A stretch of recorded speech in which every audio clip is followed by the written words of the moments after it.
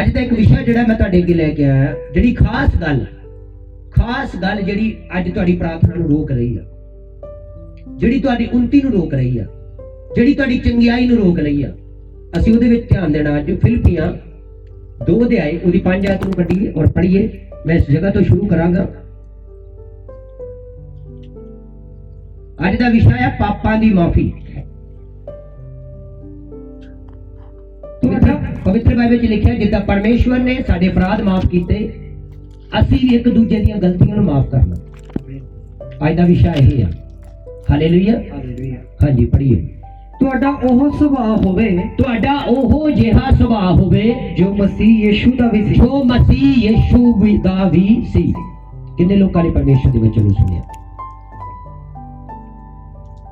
ਅੱਜ ਪਰਮੇਸ਼ਰ ਦੇ ਵਚਨ ਤੇ ਮੰਨਣ ਕਰਨ ਦੀ ਲੋੜ ਆ, ਪਰ ਮੰਨਣ ਕਰਨ ਦੀ ਬਜਾਏ ਲੋਕ ਇੱਧਰ ਉੱਧਰ ਭਟਕ ਰਹੇ ਆ। ਕਈਆਂ ਲੋਕਾਂ ਨੂੰ ਚਰਚਾ ਹੀ ਨਹੀਂ ਪਸੰਦ ਆਉਂਦੀਆਂ। ਹਾਲੇਲੂਇਆ। ਤੁਸੀਂ ਪਾਦਰੀ ਨੂੰ ਛੱਡ ਕੇ ਭੱਜ ਸਕਦੇ ਆ, ਪਰ ਤੁਸੀਂ ਵਚਨ ਨੂੰ ਛੱਡ ਕੇ ਨਹੀਂ ਭੱਜ ਸਕਦੇ ਕਿਤੇ ਵੀ।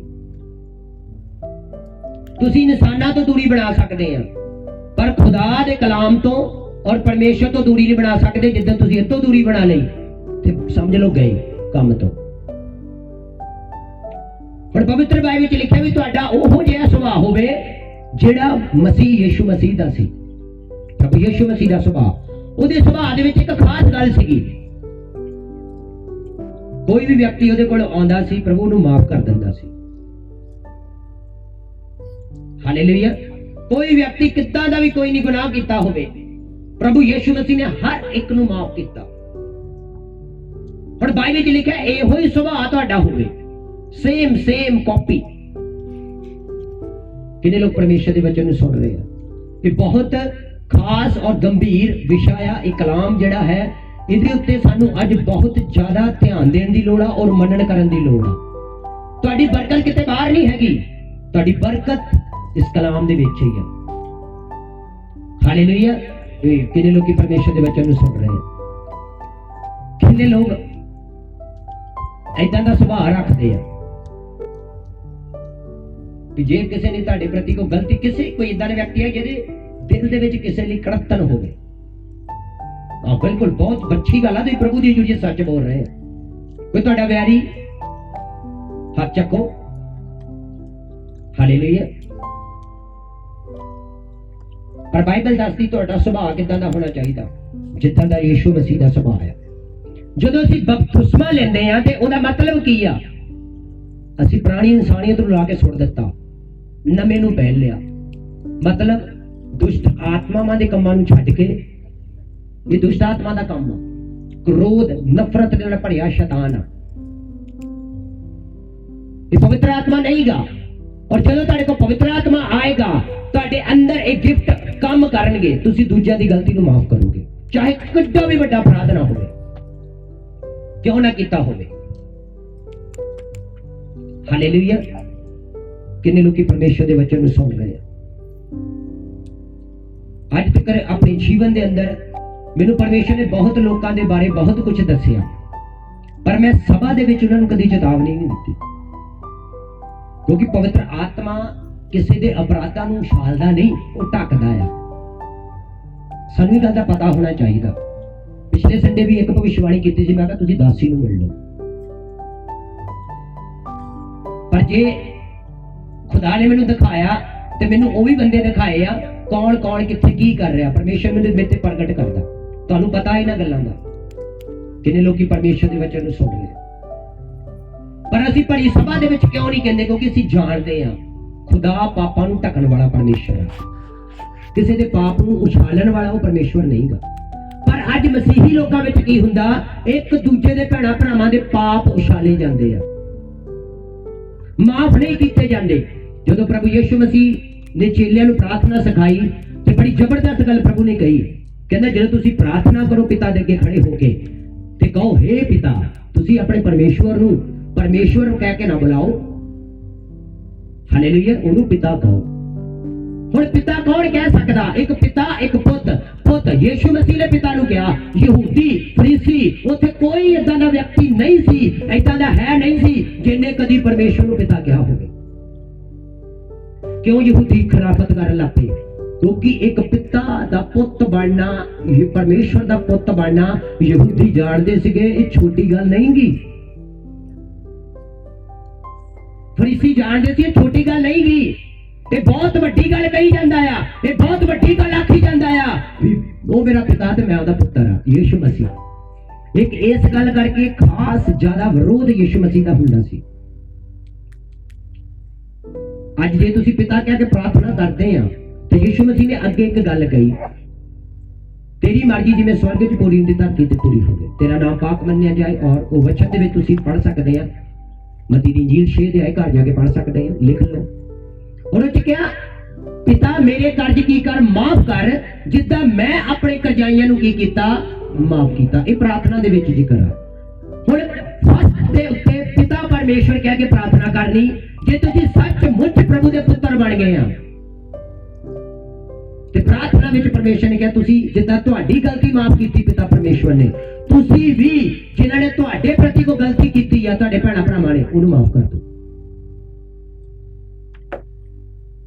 हालेलुया। कितने लोग परमेश्वर के वचन सुन रहे हैं। एक पिता कह के प्रार्थना करना बहुत सौखी है,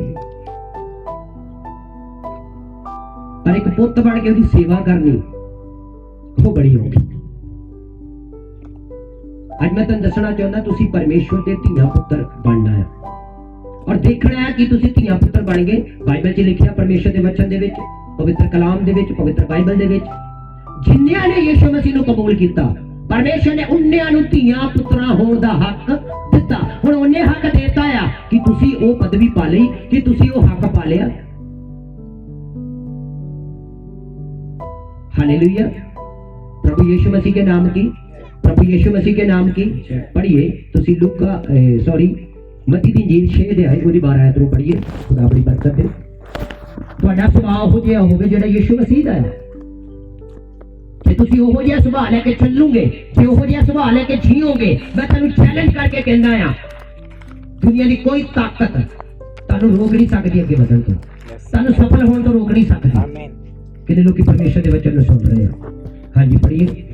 ਅਤੇ ਸਾਡੇ ਕਰਜ਼ ਸਾਨੂੰ ਮਾਫ ਕਰ। ਹਾਂ, ਸਾਡੇ ਕਰਜ਼ ਸਾਨੂੰ ਮਾਫ ਕਰ ਜਿਵੇਂ ਅਸਾਂ ਵੀ ਆਪਣੇ ਕਰਜ਼ਾਈਆਂ ਨੂੰ ਮਾਫ ਕੀਤਾ। ਹੁਣ ਤੁਸੀਂ 14-15 ਪੜ੍ਹ ਦਿਓ। ਕਿਉਂਕਿ ਜੇ ਮਨੁੱਖਾਂ ਨੂੰ ਉਹਨਾਂ ਦੇ ਅਪਰਾਧ ਮਾਫ ਕਰਦੇ ਹੋ, ਕਹਿੰਦਾ ਜੇ ਤੁਸੀਂ ਮਨੁੱਖਾਂ ਨੂੰ ਉਹਨਾਂ ਦੇ ਅਪਰਾਧ ਮਾਫ ਕਰਦੇ ਹੋ ਤਾਂ ਤੁਹਾਡਾ ਸਵਰਗੀ ਪਿਤਾ ਤੁਹਾਨੂੰ ਵੀ ਮਾਫ ਕਰ ਦੇਗਾ। ਮਤਲਬ ਜਿਸ ਪਿਤਾ ਨੂੰ ਤੁਸੀਂ ਪਰਮੇਸ਼ਰ ਕਹਿ ਕੇ ਪ੍ਰਾਰਥਨਾ ਕਰਦੇ ਆ, ਪਿਤਾ ਕਹਿ ਕੇ ਪ੍ਰਾਰਥਨਾ ਕਰਦੇ ਆ ਪਰਮੇਸ਼ਰ ਦੇ ਅੱਗੇ, ਉਹ ਆਪਣੀਆਂ ਪੁੱਤਰੀਆਂ ਨੂੰ, ਉਹ ਆਪਣੇ ਪੁੱਤਰਾਂ ਨੂੰ ਇੱਕ ਗੱਲ ਕਹਿੰਦਾ ਜੇ ਤੁਸੀਂ ਧਰਤੀ ਉੱਤੇ ਆਪਣੇ ਵਿਰੋਧ ਵਿੱਚ ਤੁਹਾਡੇ ਖਿਲਾਫ ਕੀਤੇ ਕਿਸੇ ਦੇ ਅਪਰਾਧ ਨੂੰ ਤੁਸੀਂ ਮਾਫ ਕਰ ਦਿੰਦੇ ਆ ਤੇ ਪਰਮੇਸ਼ਰ ਵੀ ਸਵਰਗ ਤੋਂ ਦੇਖ ਕੇ ਤੁਹਾਨੂੰ ਮਾਫੀ ਦੇ ਦਿੰਦਾ। ਤਾਲੀ ਮਾਰ ਸਕਦੇ ਤੁਸੀਂ ਇਸ ਪਰਮੇਸ਼ਰ। ਅੱਜ ਲੋਕਾਂ ਨੂੰ ਲੱਗਦਾ ਮਾਫੀ ਲੈਣੀ ਬੜੀ ਸੌਖੀ ਆ। ਪਰਮੇਸ਼ਰ ਦਾ ਵਚਨ ਕਹਿੰਦਾ ਇੱਕ ਹੱਥ ਲੈ, ਇੱਕ ਹੱਥ ਦੇ ਤੇ ਇੱਕ ਹੱਥ ਲੈ। ਹਾਲੇਲੂਇਆ। ਮੈਂ ਪਿਛਲੇ ਦਿਨਾਂ ਦੇ ਵਿੱਚ ਇੱਕ ਪਿਕ ਦੇਖੀ, ਮੈਂ ਬਹੁਤ ਦੇਰ ਤੋਂ ਪਹਿਲਾਂ ਵੀ ਦੇਖੀ ਸੀ, ਕਿਸੇ ਨੇ ਮੈਨੂੰ WhatsApp ਤੇ ਸੈਂਡ ਕੀਤੀ। ਇੱਕ ਪਾਸਟਰ ਵਾ ਕਿਸੇ ਲਈ ਪ੍ਰਾਰਥਨਾ ਕਰਦਾ ਪਿਆ, ਉਹਦੇ ਪਿੱਛੇ ਛੁਰੇ ਖੁੱਬੇ ਹੋਏ ਆ ਪਾਸਟਰ ਦੇ। ਉਹ ਬਹੁਤ ਪਿਕ ਲੋਕਾਂ ਨੇ ਲਾਈਕ ਕੀਤੀ। ਮੈਂ ਕਹਿੰਦਾ ਤੁਸੀਂ ਕਿਸੇ ਦੇ ਤਾਂ ਕੀ, ਤੁਸੀਂ ਇੱਕ ਸੇਵਕ ਦੇ ਨਾਲ ਚੱਲ ਨਹੀਂ ਸਕਦੇ। ਉਸੇ ਹੀ ਸੇਵਕ ਤੋਂ ਸਿਰ ਤੇ ਹੱਥ ਰੱਖ ਕੇ ਪ੍ਰਾਰਥਨਾ ਕਰਾਉਣੀ ਤੇ ਉਹਦੇ ਹੀ ਪਿੱਛੋਂ ਪਾਪ ਉਛਾਲੀ ਜਾਣੇ। ਮੈਂ ਕਹਿੰਦਾ ਭੈਣਾਂ ਭਰਾਵਾਂ ਕਲੀਸਿਆ ਵਿੱਚ ਤੱਕ ਬਹੁਤ ਦੂਰ ਦੀ ਗੱਲ ਆ। ਚਲੋ ਸਾਡੇ ਭੈਣ ਭਰਾ ਇੱਥੇ ਆਉਂਦੇ, ਆਪਣੀ ਆਪਣੀ ਬੰਦਗੀ ਕਰਦੇ, ਆਪਣੀ ਪ੍ਰਾਰਥਨਾ ਕਰਦੇ, ਆਪਣੀ ਰੋਟੀ ਖਾਂਦੇ ਚਲੇ ਗਏ, ਪਰ ਸੇਵਕ ਸਿਰਫ ਤੁਹਾਡੇ ਲਈ ਆਉਂਦਾ। ਪ੍ਰਭੂ ਦੀ ਦਾਸੀ ਸਿਰਫ ਤੁਹਾਡੇ ਲਈ ਆਉਂਦੀ ਵੀ ਅੱਜ ਕੋਈ ਵੀ ਪੰਡਾਲ ਚੋਂ ਖਾਲੀ ਨਾ ਜਾਵੇ। ਹਾਲੇਲੂਇਆ। ਕਿੰਨੇ ਲੋਕੀ ਪਰਮੇਸ਼ਰ ਦੇ ਵਚਨ ਨੂੰ ਸੁਣ ਰਹੇ ਆ। ਔਰ ਮੈਂ ਜਦੋਂ ਪਿਕ ਨੂੰ ਦੇਖਿਆ ਔਰ ਮੈਨੂੰ ਸੱਚਮੁੱਚ ਮਹਿਸੂਸ ਹੋਇਆ ਵੀ ਇਦਾਂ ਹੀ ਪ੍ਰਭੂ ਇਹ ਸੱਚੀ ਗੱਲ ਹੈ, ਸੱਚ ਆ। ਜਿਸ ਪਾਸਟਰ ਨੇ, ਤੁਸੀਂ ਕਿੰਨੇ ਵੀ ਕੋਈ ਗੁਨਾਹ ਕਰਕੇ ਆਓ ਪਾਸਟਰ ਦੇ ਕੋਲ, ਪਾਸਟਰ ਨੂੰ ਕਹੋ ਵੀ ਪਾਸਟਰ ਇਦਾਂ ਹੋ ਗਏ, ਪਾਸਟਰ ਕਹੂਗਾ ਕੋਈ ਗੱਲ ਨਹੀਂ, ਉਹ ਫੇਰ ਤੁਹਾਡੇ ਸਿਰ ਤੇ ਹੱਥ ਰੱਖੇਗਾ। ਮੇਰੇ ਕੋਲ ਕਈ ਲੋਕੀ ਗੁਨਾਹ ਮੰਨਣ ਆਏ, ਮੈਂ ਜਦੋਂ ਫਿਰ ਉਹਨਾਂ ਤੇ ਪ੍ਰਾਰਥਨਾ ਕੀਤੀ, ਮੈਂ ਕਿਹਾ ਮੇਰੇ ਦਿਲ 'ਚ ਕੋਈ ਗੱਲ ਨਹੀਂ, ਮੈਂ ਪ੍ਰਾਰਥਨਾ ਕੀਤੀ। ਪ੍ਰਾਰਥਨਾ ਕਰਦੇ ਅਨੁਸਾਰ ਪ੍ਰਭੂ ਦਾ ਆਤਮਾ ਇੰਨਾ ਦਿਆਲੂ ਤੇ ਕਿਰਪਾਲੂ ਆ, ਉਸੇ ਵੇਲੇ ਪ੍ਰਭੂ ਮੇਰੇ ਮੂੰਹ 'ਚ ਭਵਿੱਖਬਾਣੀ ਕਰਾ ਦਿੰਦਾ। ਹਾਲੇਲੂਇਆ। ਕਿੰਨਾ ਮਹਾਨ ਹੈ ਸਾਡਾ ਪਰਮੇਸ਼ਵਰ। ਉਹ ਵਿਅਕਤੀ ਜਿਹਨੇ ਦੱਸਿਆ ਮੇਰੇ ਮੂੰਹ ਤੇ ਆ ਕੇ ਵੀ ਪਾਸਟਰ ਜੀ ਅਸੀਂ ਤੁਹਾਡੀ ਏਦਾਂ ਬਦਖੋਈ ਕੀਤੀ, ਏਦਾਂ ਤੁਹਾਡੇ ਪਾਪ ਛਾਲੇ, ਏਦਾਂ ਤੁਹਾਡਾ ਨੁਕਸਾਨ ਕੀਤਾ, ਏਦਾਂ ਦੀ ਥਾਂ ਥਾਂ ਤੁਹਾਡੇ ਬਾਰੇ ਟਿੱਪਣੀਆਂ ਕੀਤੀਆਂ, ਉਹ ਵਿਅਕਤੀ ਮੂੰਹ ਤੇ ਕਹਿੰਦਾ ਆ ਕੇ, ਫਿਰ ਅਸੀਂ ਉਹਦੀ ਪ੍ਰਾਰਥਨਾ ਕਰੀਦੀ ਖੁਦਾ ਦਾ ਆਤਮਾ ਸਾਡੇ ਅੰਦਰੋਂ ਕੀ ਨਿਕਲਦਾ। ਫਿਰ ਪ੍ਰਭੂ ਕਹਿੰਦਾ ਲੈ ਤੇਰੀ ਤਾਂ ਬਰਕਤ ਖੁੱਲ ਗਈ ਕਿਉਂਕਿ ਤੂੰ ਆਪਣਾ ਪਾਪ ਮੰਨ ਲਿਆ। ਕਿੰਨੇ ਲੋਕੀ ਪਰਮੇਸ਼ਰ ਦੇ ਵਚਨ ਨੂੰ ਸੁਣ ਰਹੇ ਆ। ਤੁਹਾਨੂੰ ਪਤਾ ਜਿਹੜਾ ਇੱਕ ਸੇਵਕ ਹੁੰਦਾ ਇੱਕ ਬਾਪ ਦੀ ਜਗ੍ਹਾ ਤੇ ਹੁੰਦਾ। ਜਿੱਦਾਂ ਇੱਕ ਬਾਪ ਨੂੰ ਸਭ ਕੁਝ ਪਤਾ ਮੇਰਾ ਬੱਚਾ ਕੀ ਕਰਕੇ ਆਇਆ, ਉਹਦਾ ਚਿਹਰਾ ਪੜ੍ਹ ਲੈਂਦਾ। ਭਾਵੇਂ ਮਾਂ-ਬਾਪ ਤੁਹਾਨੂੰ ਨਹੀਂ ਕਹਿੰਦੇ, ਉਹਨਾਂ ਨੂੰ ਪਤਾ ਆ ਤੁਸੀਂ ਦਿਨੇ ਕੀ ਕਰਦੇ ਤੇ ਰਾਤ ਨੂੰ ਕੀ ਕਰਦੇ, ਸਭ ਪਤਾ ਹੁੰਦਾ। ਇੱਕ ਮਾਂ ਨੂੰ ਇੱਕ ਬਾਪ ਨੂੰ ਸਭ ਪਤਾ ਹੁੰਦਾ। ਉਹ ਬੱਚਾ ਬਹੁਤ ਵੱਡੀ ਮੂਰਖਤਾ ਹੀ ਕਰਦਾ ਜਿਹਨੂੰ ਏਦਾਂ ਲੱਗਦਾ ਮੇਰੇ ਮਾਂ-ਬਾਪ ਨੂੰ ਪਤਾ ਹੀ ਨਹੀਂ। ਮੂਰਖ ਮਾਂ-ਬਾਪ ਨਹੀਂ ਗਏ, ਮੂਰਖ ਉਹ ਵਿਅਕਤੀ ਆ ਜਿਹੜਾ ਇਹ ਸੋਚ ਲੈਂਦਾ ਵੀ ਮੇਰੇ ਮਾਂ-ਬਾਪ ਨੂੰ ਤਾਂ ਕੁਝ ਪਤਾ ਹੀ ਨਹੀਂ। ਨਹੀਂ, ਉਹਨਾਂ ਨੂੰ ਸਭ ਕੁਝ ਪਤਾ ਆ, ਪਰ ਉਹਨਾਂ ਦਾ ਇੱਕ ਹਿਰਦੇ ਆ। ਉਹ ਕਿਹੜਾ ਹਿਰਦੇ ਆ? ਪਰਮੇਸ਼ਵਰ ਨੇ ਬਾਪ ਵਾਲੀ ਜਗ੍ਹਾ ਜਿਹੜੀ ਹੈ, ਪਰਮੇਸ਼ਵਰ ਨੇ ਆਪਣੇ ਸਥਾਨ ਤੇ ਇੱਕ ਬਾਪ ਦੀ ਤੁਲਨਾ ਕੀਤੀ ਸੀ ਵੀ ਕਿਹੜਾ ਬਾਪ ਆ ਜਿਹੜਾ ਜਿਹਦੇ ਤੋਂ ਉਹਦਾ ਪੁੱਤਰ ਰੋਟੀ ਮੰਗੇ ਤੁਹਾਨੂੰ ਪੱਥਰ ਦੇਵੇ। ਪਰਮੇਸ਼ਵਰ ਨੇ ਆਪਣੇ ਸਥਾਨ ਤੇ ਮਾਂ-ਬਾਪ ਨੂੰ ਰੱਖਿਆ ਵੀ ਕੋਈ ਮਾਂ-ਬਾਪ ਆਪਣੇ ਬੱਚੇ ਦਾ ਬੁਰਾ ਨਹੀਂ ਤੱਕਦਾ।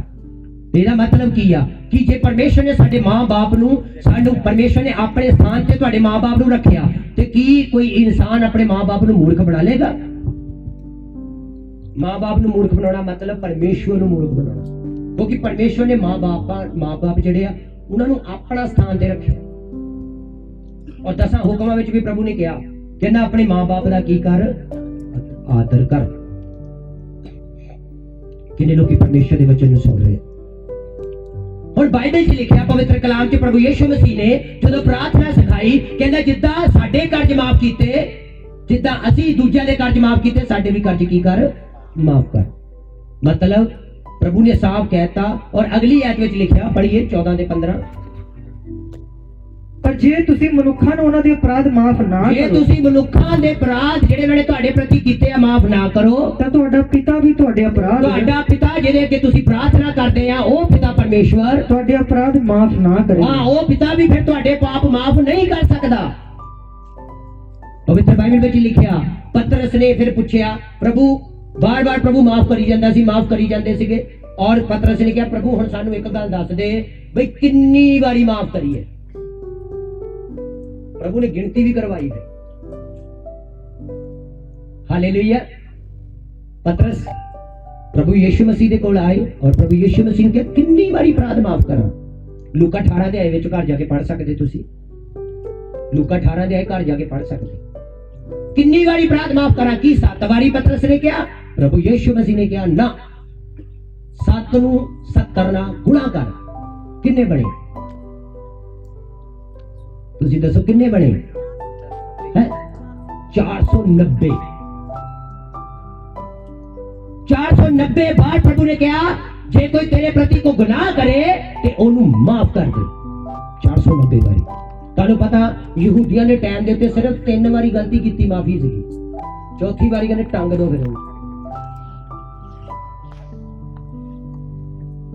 ਕਿੰਨੇ ਲੋਕੀ ਪਰਮੇਸ਼ਰ ਦੇ ਵਚਨ ਨੂੰ ਸੁਣ ਰਹੇ। 7 ਵਾਰੀ ਯਿਸੂ ਮਸੀਹ ਨੇ ਕਿਹਾ, 7 ਵਾਰੀ। ਪਤਰਸ ਕਹਿੰਦਾ 7 ਵਾਰੀ ਠੀਕ ਆ ਪ੍ਰਭੂ ਜੀ। ਉਹਨੇ ਡਬਲ ਕਰਕੇ ਦੱਸਿਆ, ਕਿਉਂਕਿ 3 ਵਾਰੀ ਤੋਂ ਬਾਅਦ ਸਜ਼ਾ ਹੀ ਸੀ, ਤੇ ਉਹਨੇ ਕਿਹਾ ਮੈਂ ਡਬਲ ਕਰਕੇ, ਚਲੋ ਇੱਕ ਹੋਰ ਜਮਾ ਕਰਕੇ 7 ਵਾਰੀ ਪੁੱਛਦਾ ਪ੍ਰਭੂ ਯਿਸੂ ਮਸੀਹ, 7 ਵਾਰੀ ਕਰ ਦਿਆ ਕਰੀਏ। ਪ੍ਰਭੂ ਨੇ ਕਿਹਾ ਨਹੀਂ, 7 ਨੂੰ 70 ਨਾਲ ਗੁਣਾ ਕਰ। ਔਰ ਨਾਲ ਹੀ ਪ੍ਰਭੂ ਨੇ ਇੱਕ ਉਦਾਹਰਨ ਦਿੱਤੀ ਉੱਥੇ ਪਤਰਸ ਨੂੰ। ਕੀ ਉਦਾਹਰਨ ਦਿੱਤੀ? ਇੱਕ ਦ੍ਰਿਸ਼ਟਾਂਤ ਦਿੱਤਾ। ਕਹਿੰਦਾ ਸਵਰਗ ਦਾ ਰਾਜ ਇੱਕ ਉਸ ਰਾਜੇ ਵਰਗਾ ਆ ਜਿਹਨੇ ਬਹੁਤ ਸਾਰੇ ਲੋਕਾਂ ਤੋਂ ਕਰਜ਼ ਲੈਣਾ ਸੀ। ਧਿਆਨ ਦੀਜੀਏ ਜਰਾ, ਇੱਧਰ ਧਿਆਨ ਦੀਜੀਏ ਕਲਾਮ ਦੇ ਵੱਲ। ਘਰ ਜਾ ਕੇ ਪੜ੍ਹੀਏ, ਤੁਸੀਂ ਲਿਖ ਲਓ। ਕਹਿੰਦਾ ਸਵਰਗ ਦਾ ਰਾਜ, ਪ੍ਰਭੂ ਨੇ ਜਦੋਂ ਕਿਹਾ 7 ਨੂੰ 70 ਨਾਲ ਗੁਣਾ ਕਰਕੇ ਇੰਨੀ ਵਾਰੀ ਤੁਸੀਂ ਆਪਣੇ ਗੁਨਾਹਗਾਰਾਂ ਨੂੰ ਮਾਫ ਕਰੋ, ਤੇ ਪ੍ਰਭੂ ਯਿਸੂ ਮਸੀਹ ਨੇ ਅੱਗੇ ਉਦਾਹਰਨ ਦਿੱਤੀ, ਇੱਕ ਦ੍ਰਿਸ਼ਟਾਂਤ ਦਿੱਤਾ। ਕਹਿੰਦਾ ਪ੍ਰਭੂ ਯਿਸੂ ਮਸੀਹ ਨੇ ਕਿਹਾ ਇੱਕ ਰਾਜਾ ਸੀ, ਔਰ ਰਾਜੇ ਕੋਲ ਕਿੰਨੇ ਲੋਕਾਂ ਨੇ ਕਰਜ਼ ਲਿਆ ਸੀ। ਲਾ ਲਓ ਅੱਜ ਬੈਂਕਾਂ ਦੇ ਵਿੱਚੋਂ ਕਿੰਨੇ ਲੋਕਾਂ ਨੇ ਕਰਜ਼ ਲਿਆ। ਉੱਥੇ ਰਾਜਾ ਕੌਣ ਆ? ਪ੍ਰਧਾਨ ਮੰਤਰੀ ਮੋਦੀ। ਉਹ ਚਾਹਵੇ ਤਾਂ 1 ਮਿੰਟ ਸਾਰਿਆਂ ਦੇ ਮਾਫ ਕਰ ਸਕਦਾ। ਕਿਸਾਨ ਵਿਚਾਰੇ ਮਰ ਗਏ, ਕਰਜ਼ ਮਾਫ ਕਰਾਉਂਦੇ ਨਹੀਂ ਹੋਇਆ। ਅੱਜ ਇਦਾਂ ਹੀ ਅਸੀਂ ਮਾਰ ਮੁੱਕ ਚੱਲੇ ਸੀ ਆਪਣੇ ਗੁਨਾਹਾਂ ਦੇ ਕਰਜ਼ ਮਾਫ ਕਰਾਉਂਦੇ, ਕਦੀ ਇੱਧਰ ਜਾਂਦੇ, ਕਦੀ ਉੱਧਰ ਜਾਂਦੇ, ਕਦੀ ਉੱਧਰ ਜਾਂਦੇ ਸੀ। ਹਾਲੇਲੂਇਆ। ਕਿੰਨੇ ਲੋਕੀ ਪਰਮੇਸ਼ਰ ਦੇ ਵਚਨ ਨੂੰ ਸੁਣ, ਪਰ ਕਿਤੇ ਸਾਡੇ ਕਰਜ਼ ਮਾਫ ਨਹੀਂ ਹੋਏ, ਮਤਲਬ ਸਾਡੇ ਗੁਨਾਹਾਂ ਦੀ ਮਾਫੀ ਸਾਨੂੰ ਨਹੀਂ ਮਿਲੀ। ਫਿਰ ਅਸੀਂ ਯਿਸੂ ਮਸੀਹ ਦੇ ਕੋਲ ਆਏ, ਰਾਜਿਆਂ ਦੇ ਰਾਜਾ, ਪ੍ਰਭੂਆਂ ਦਾ ਪ੍ਰਭੂ। ਔਰ ਤੁਸੀਂ ਦੇਖੋ, ਤੁਸੀਂ ਆਏ ਔਰ ਆਉਂਦੇ ਪਰਮੇਸ਼ਰ ਨੇ ਤੁਹਾਨੂੰ ਚੰਗਿਆਈ ਦਿੱਤੀ, ਨਾ ਤੁਸੀਂ ਉਹਦੀ ਭਗਤੀ ਕੀਤੀ, ਨਾ ਤੁਸੀਂ ਉਹਦੀ ਬੰਦਗੀ ਕੀਤੀ, ਪਾਸਟਰ ਨੇ ਹੱਥ ਰੱਖਿਆ। ਚਲੋ ਜੀ, ਤੁਸੀਂ ਕਹਿੰਦੇ ਜਿੱਦਣ ਦੇ ਪਹਿਲੇ ਦਿਨ ਹੀ ਤੁਸੀਂ ਪ੍ਰਾਰਥਨਾ ਕੀਤੀ ਸੀ, ਮੈਂ ਚੰਗੀ ਹੋਣੀ ਸ਼ੁਰੂ ਹੋ ਗਈ, ਮੈਂ ਚੰਗਾ ਹੋਣਾ ਸ਼ੁਰੂ ਹੋ ਗਿਆ, क्योंकि खुदा माफ करने वाला परमेश्वर है। हालेलुया। प्रभु यीशु मसीह के नाम की, प्रभु यीशु मसीह के नाम की। और प्रभु ने उत्थे पतरस नूं एक दृष्टांत दिता। दृष्टांत दे विच एक गल कही, कहंदा एक राजे दे कोल एक करजाई आया और करजाई ने 10,000 तोड़े ओदे तो कर्ज लिया सी। पर पता कि तोला हुंदा, एक तोड़ा हुंदा, तोड़े। ਤੁਹਾਨੂੰ ਪਤਾ ਇੱਕ ਤੋੜਾ ਜਿਹੜਾ ਹੁੰਦਾ ਆ 33 ਕਿਲੋ ਸੋਨੇ ਦਾ ਇੱਕ ਤੋੜਾ ਬਣਦਾ। ਔਰ 10,000 ਪ੍ਰਭੂ ਯਿਸੂ ਮਸੀਹ ਨੇ ਇਹਨੂੰ ਹੋਰ ਥੋੜਾ ਲੰਬਾ ਕੀਤਾ ਕਿ ਕਿਤੇ ਪਤਰਸ ਨੂੰ ਗਿਣਤੀ ਕਰਕੇ ਨਾ ਮਾਫ ਕਰਕੇ ਕਿਤੇ ਬਾਅਦ ਚ ਫੇਰ ਨਾ ਸਜ਼ਾ ਦੇ ਦੇਣ।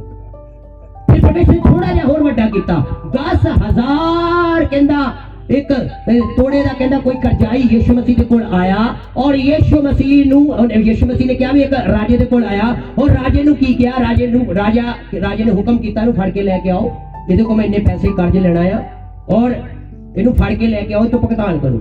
ਔਰ ਬਾਈਬਲ ਵਿੱਚ ਲਿਖਿਆ, ਪਵਿੱਤਰ ਬਾਈਬਲ ਵਿੱਚ ਇਹ ਪੁਰਾਣੇ ਨੇਮ ਦੇ ਵਿੱਚ ਇੱਕ ਕਾਨੂੰਨ ਹੁੰਦਾ ਸੀ ਵੀ ਜੇ ਕਿਸੇ ਵਿਅਕਤੀ ਨੇ ਕਰਜ਼ ਲਿਆ ਹੈ, ਜੋ ਕਰਜ਼ ਨਹੀਂ ਦੇ ਸਕਦਾ, ਉਹਦੀ ਘਰ ਵਾਲੀ ਵੀ ਵੇਚ ਦੋ, ਉਹਦੇ ਬੱਚੇ, ਜੇ ਕੋਈ ਵੇਚਣ ਨੂੰ ਕੋਈ ਚੀਜ਼ ਨਹੀਂ ਹੈਗੀ, ਕਿਉਂਕਿ ਜੇ ਹੋਵੇ ਤਾਂ ਉਹ ਕਰਜ਼ ਲਾ ਦਿੰਦਾ। ਇਹਦਾ ਮਤਲਬ ਬਚਿਆ ਕੀ, ਉਹਦੀ ਤੀਵੀਂ ਬਚੀ ਹੋਊਗੀ, ਬੱਚੇ ਬਚੇ ਹੋਊਗੇ, ਔਰ ਉਹਦੀ ਤੀਵੀਂ ਔਰ ਬੱਚੇ ਸੇਲ ਕਰਕੇ ਭੁਗਤਾਨ ਕੀਤਾ ਜਾਂਦਾ ਸੀ। ਤੇ ਤੁਹਾਨੂੰ ਪਤਾ ਜਿੱਦਾਂ ਅਸੀਂ 10,000 ਰੁਪਏ ਚ ਇੱਕ ਵਾਸ਼ਿੰਗ ਮਸ਼ੀਨ ਲੈ ਆਉਂਦੇ ਆ ਤੇ ਫਿਰ ਸਾਰੀ ਉਮਰ ਸਾਡੇ ਕੱਪੜੇ ਧੋਂਦੀ ਵਾਸ਼ਿੰਗ ਮਸ਼ੀਨ। ਏਦਾਂ ਹੀ ਪੁਰਾਣੇ ਸਮੇਂ ਦੇ ਵਿੱਚ ਗੁਲਾਮ ਬਣਾਏ ਜਾਂਦੇ ਸੀ। ਇੱਕ ਵਾਰੀ ਕੀਮਤ ਅਦਾ ਕਰ ਦਿੱਤੀ, ਉਹਨਾਂ ਨੂੰ ਸਿਰਫ 2 ਟਾਈਮ ਦੀ ਰੋਟੀ ਮਿਲਣੀ ਆ, ਨਾ ਉਹਨਾਂ ਨੂੰ ਸੈਲਰੀ ਮਿਲਣੀ, ਕੁਛ ਨਹੀਂ ਮਿਲਣਾ, ਉਹਨਾਂ ਨੇ ਸਾਰੀ ਉਮਰ ਪੋਚੇ ਮਾਰਨੇ ਤੇ ਉਹਨਾਂ ਦੀ ਕੀਮਤ ਵੀ ਵੱਡੇ ਮੁੱਲ ਨਾਲ ਲੱਗਦੀ ਹੁੰਦੀ ਸੀ, ਕਿਉਂਕਿ ਉਹਨਾਂ ਨੂੰ ਪਤਾ ਇੱਕ ਵਾਰੀ ਆਪਾਂ ਮਸ਼ੀਨ 10,000 ਦੀ ਕਿਉਂ ਲੈ ਆਉਂਦੇ ਆ ਖਰਚ ਕੇ, ਕਿਉਂਕਿ ਸਾਨੂੰ ਪਤਾ ਇੱਕ ਵਾਰੀ ਪੈਸੇ ਲੱਗਣੇ, ਮੁੜ ਕੇ ਸਾਰੀ ਉਮਰ ਇੰਨੇ ਧੋਣੇ, ਅਸੀਂ ਤਾਂ ਸੁੱਟਣੇ ਹੀ ਇਹਦੇ ਚ।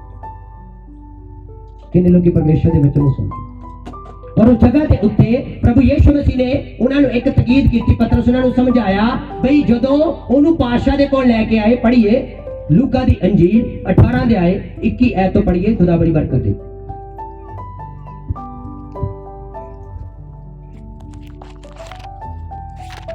लूका दी अंजील 18 दे आए 21 ऐत तो पढ़िए। उन आख्या मैं अपने बालक पुणे तो इन्हां सबना नूं मनदा आया हां। नहीं लूका दी अंजील, मत्ती दी अंजील जाओ 18 दे आए, सॉरी 18 दे आए ਉਹਦੀ ਕੀ ਹੈ तो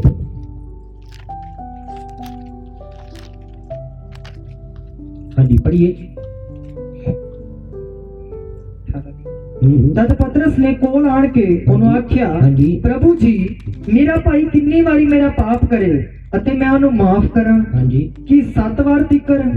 ਯਿਸੂ ਨੇ ਉਹਨੂੰ ਕਿਹਾ, ਮੈਂ ਤੈਨੂੰ 7 ਵਾਰ ਤੀਕਰ ਨਹੀਂ ਆਖਦਾ, ਪਰ 70 ਦੇ 7 ਗੁਣਾ ਤੀਕਰ। ਹਾਂਜੀ ਇਸ ਲਈ ਸੁਰਗ ਦਾ ਰਾਜ ਇੱਕ ਰਾਜੇ ਵਰਗਾ ਹੈ ਜਿਨੇ ਆਪਣੇ ਨੌਕਰਾਂ ਤੋਂ ਹਿਸਾਬ ਲੈਣਾ ਚਾਹਿਆ, ਅਤੇ ਜਦ ਉਹ ਹਿਸਾਬ ਲੈਣ ਲੱਗਾ ਤਾਂ 10,000 ਤੋੜੇ ਦੇ ਇੱਕ ਕਰਜ਼ਾਈ ਨੂੰ ਉਹਦੇ ਕੋਲ ਲਿਆਏ। ਪਰ ਜਦ ਉਹਦੇ ਕੋਲ ਦੇਣ ਨੂੰ ਕੁਝ ਨਾ ਸੀ ਤਾਂ ਉਹਦੇ ਮਾਲਕ ਨੇ ਹੁਕਮ ਦਿੱਤਾ ਜੋ ਉਹ ਅਤੇ ਉਹਦੀ ਤੀਵੀਂ ਅਤੇ ਉਹਦੇ ਬਾਲ ਬੱਚੇ ਅਤੇ ਸਭ ਕੁਝ ਜੋ ਉਹਦਾ ਹੈ ਵੇਚਿਆ ਜਾਵੇ ਅਤੇ ਕਰਜ਼ ਭਰ ਲਿਆ ਜਾਵੇ। ਤਦ ਉਸ ਨੌਕਰ ਨੇ ਪੈਰੀ ਪੈ ਕੇ ਉਹਨੂੰ ਮੱਥਾ ਟੇਕਿਆ ਅਤੇ ਕਿਹਾ, ਸਵਾਮੀ ਜੀ ਮੇਰੇ ਉੱਤੇ ਧੀਰਜ ਕਰੋ ਤਾਂ ਮੈਂ ਤੁਹਾਡਾ ਸਾਰਾ ਕਰਜ਼ ਭਰ ਦਿਆਂਗਾ। ਤਦ ਉਸ ਨੌਕਰ ਦੇ ਮਾਲਕ ਨੇ ਤਰਸ ਖਾ ਕੇ ਉਹਨੂੰ ਛੱਡ ਦਿੱਤਾ ਅਤੇ ਕਰਜ਼ ਵੀ ਉਹਨੂੰ ਬਖਸ਼ ਦਿੱਤਾ। ਲਓ ਜੀ, ਕਰਜ਼ ਵੀ ਉਹਨੂੰ ਬਖਸ਼ ਦਿੱਤਾ। 10,000 ਤੋੜੇ, ਮਤਲਬ ਸਮਝਦੇ ਤੁਸੀਂ, ਕਰੋੜਾਂ ਦਾ ਜਿਹੜਾ ਸੀਗਾ ਕਰਜ਼ ਇੱਕ ਰਾਜੇ ਨੇ ਕੀ ਕੀਤਾ, ਉਹਨੂੰ 1 ਮਿੰਟ 'ਚ ਮਾਫ ਕਰ ਦਿੱਤਾ। ਕਿੱਦਾਂ? ਕਿਉਂਕਿ ਉਹਨੇ ਪੈਰੀ ਦੇ ਕੇ ਮਿਹਨਤ ਕੀਤਾ, ਤਰਲਾ ਕੀਤਾ। ਜਦੋਂ ਮਿਹਨਤ ਤਰਲਾ ਕੀਤਾ ਤੇ ਰਾਜੇ ਨੂੰ ਉਹਦੇ ਤੇ ਕੀ ਆ ਗਿਆ? ਸਾਰੇ ਬੋਲੋ ਕੀ ਆ ਗਿਆ? ਕੀ ਆ ਗਿਆ? ਤਰਸ ਆ ਗਿਆ। ਔਰ ਜਿੱਦੇ ਰਾਜੇ ਨੂੰ ਤੇ ਤਰਸ ਆਇਆ, ਰਾਜੇ ਨੇ ਕਿਹਾ ਸਾਰਾ ਕਰਜ਼ ਕਿੰਨਾ ਜਾਵਾ ਮਾਫ ਕਰਦਾ। ਔਰ ਜਦੋਂ ਉਹਦਾ ਕਰਜ਼ ਮਾਫ ਹੋ ਗਿਆ, ਕਰੋੜਾਂ ਦਾ ਕਰਜ਼ ਮਾਫ ਹੋ ਗਿਆ, ਕਰੋੜਾਂ ਦਾ। ਤੁਹਾਨੂੰ ਪਤਾ ਜਦੋਂ ਅਸੀਂ ਪ੍ਰਭੂ ਦੇ ਕੋਲ ਆਉਂਦੇ ਆ, ਅਸੀਂ ਕੁਝ ਏਦਾਂ ਦੇ ਅਪਰਾਧ ਵੀ ਕੀਤੇ ਹੁੰਦੇ ਜਿਨ੍ਹਾਂ ਦੀ ਮਾਫੀ ਨਹੀਂ ਹੁੰਦੀ, ਪਰ ਸੇਵਕ ਤੁਹਾਡੇ ਲਈ ਪ੍ਰਾਰਥਨਾ ਕਰਦਾ। ਤੁਹਾਨੂੰ ਤਾਂ ਪ੍ਰਾਰਥਨਾ ਵੀ ਨਹੀਂ ਕਰਨੀ ਆਉਂਦੀ ਹੁੰਦੀ, ਤੇ ਕਿਹਦੀ ਪ੍ਰਾਰਥਨਾ ਨਾਲ ਤੁਹਾਨੂੰ ਮਾਫੀ ਮਿਲੀ? ਸੇਵਕ ਦੀ ਪ੍ਰਾਰਥਨਾ, ਕਿਉਂਕਿ ਉਦੋਂ ਤੁਹਾਨੂੰ ਪ੍ਰਾਰਥਨਾ ਵੀ ਨਹੀਂ ਕਰਨੀ ਹੁੰਦੀ। ਤੁਸੀਂ ਪਹਿਲੀ ਕਲਾਸ ਚ ਆਏ ਆ, ਤੁਹਾਡੇ ਲਈ ਸੇਵਕ ਨੇ ਪ੍ਰਾਰਥਨਾ ਕੀਤੀ ਔਰ ਤੁਹਾਡੇ ਅਪਰਾਧ ਪਰਮੇਸ਼ਰ ਨੇ ਕੀ ਕਰ ਦਿੱਤੇ? ਮਾਫ ਕਰ ਦਿੱਤੇ। ਕਿੰਨੇ ਲੋਕ ਪਰਮੇਸ਼ਰ ਦੇ ਵਚਨ ਨੂੰ ਸੁਣ ਰਹੇ? ਹੁਣ ਇਹ ਵਿਅਕਤੀ ਕਰੋੜਾਂ ਦਾ ਕਰਜ਼ ਮਾਫ ਕਰਵਾ ਕੇ ਜਿੱਦਾਂ ਹੀ ਅੰਦਰੋਂ ਬਾਹਰ ਨਿਕਲਿਆ, ਹੁਣ ਤੁਹਾਡੇ ਕਿੰਨੇ ਗੁਨਾਹ ਪਰਮੇਸ਼ਰ ਦੇ ਘਰ ਵਿੱਚ ਆ ਕੇ ਮਾਫ ਹੋ ਗਏ। ਔਰ ਜਿੱਥੇ ਤੁਸੀਂ ਬਾਹਰ ਨਿਕਲਦੇ ਆ, ਪਰਮੇਸ਼ਰ ਤੁਹਾਨੂੰ ਦੇਖਦਾ। ਹਾਲੇਲੂਇਆ। ਪਰਮੇਸ਼ਰ ਦੇਖਦਾ ਵੀ ਜਿੱਦਾਂ ਦੀ ਕਿਰਪਾ ਇਹਦੇ ਤੇ ਹੋਈ ਆ, ਕਿ ਇਹ ਵਿਅਕਤੀ ਹੁਣ ਉਹ ਕਿਰਪਾ ਦੂਜਿਆਂ ਤੇ ਕਰਦਾ। ਹੁਣ ਜਿੱਦਾਂ ਹੀ ਇਹ ਰਾਜ ਸਭਾ ਚੋਂ ਬਾਹਰ ਗਿਆ, ਰਾਜੇ ਦੀ ਹਜ਼ੂਰੀ ਚੋਂ ਬਾਹਰ ਗਿਆ, ਅੱਗੇ ਪੜ੍ਹੀਏ, ਤਾਂ ਉਹ ਨੌਕਰ ਬਾਹਰ ਨਿਕਲਿਆ ਤਾਂ ਉਹਦੇ ਨਾਲ ਦੇ ਨੌਕਰਾਂ ਵਿੱਚੋਂ ਇੱਕ ਉਹਨੂੰ ਲੱਭ ਪਿਆ। ਹਾਂ, ਹੁਣ ਉਹਨੇ ਵੀ ਗਾਂਹ ਪੈਸੇ ਕਰਜ਼ ਤੇ ਦਿੱਤੇ ਸੀ, ਉਹਦੇ ਵਿੱਚੋਂ ਇੱਕ ਵਿਅਕਤੀ ਨੂੰ ਲੱਭ ਪਿਆ ਜੇ ਤੋਂ ਉਹਨੇ ਅੱਗੇ ਕਰਜ਼ ਲੈਣਾ ਸੀ, ਜਿਹਦੇ ਮਾਫ ਹੋਏ, ਜਿਸ ਤੋਂ ਉਹਨੇ 50 ਰੁਪਏ ਲੈਣੇ। ਹੁਣ ਉਹਦੇ ਕੋਲ ਸਾਰੇ 50 ਰੁਪਏ ਲੈਣੇ ਸੀ। ਉਸ ਉੱਤੇ ਹੱਥ ਪਾ ਕੇ, ਲਓ ਜੀ, ਉਹਨੂੰ ਹੱਥ ਪਾ ਕੇ ਸੰਗੀਓ ਫੜ ਲਿਆ, ਸੰਗੀਓ ਉਸ ਵਿਅਕਤੀ ਨੂੰ ਫੜ ਲਿਆ ਅਤੇ ਆਖਿਆ ਜੋ ਮੇਰਾ ਨਿਕਲਦਾ ਹੈ ਜੋ ਕੁਝ ਮੇਰਾ ਨਿਕਲਦਾ ਹੈ ਸੋ ਦੇ। ਕਹਿੰਦਾ ਇੱਥੇ ਰੱਖ ਦੇ। ਕਿੰਨੇ ਲੋਕ ਪਰਮੇਸ਼ਰ ਦੇ ਵਚਨ ਨੂੰ ਸੁਣ ਰਹੇ ਆ? ਹੁਣ ਆਪਣੇ ਕਰੋੜਾਂ ਦੇ ਪਾਪ ਮਾਫ ਕਰਵਾ ਲਏ, ਪਰ ਇੱਕ ਵਿਅਕਤੀ ਕੋ ਸਿਰਫ 50 ਰੁਪਏ ਲੈਣੇ ਸੀ। ਮਤਲਬ ਇੱਕ ਛੋਟਾ ਜਿਹਾ ਗੁਨਾਹ, ਇੱਕ ਛੋਟਾ ਜਿਹਾ ਕਰਜ਼ ਸੀਗਾ, ਉਹਨੇ ਕਿਸੇ ਨੂੰ ਦਿੱਤਾ, ਉਹਨੇ ਉਹਨੂੰ ਜਾ ਕੇ ਸੰਗੀਓ ਫੜ ਲਿਆ। ਕਹਿੰਦਾ ਜੋ ਕੁਝ ਮੇਰਾ ਬਣਦਾ ਇੱਥੇ ਰੱਖ ਦੇ। ਪ੍ਰਭੂ ਇਸ ਵਚਨ ਦੇ ਵਿੱਚ ਸਾਨੂੰ ਕੀ ਸਮਝਾਉਣਾ ਚਾਹੁੰਦੇ ਆ?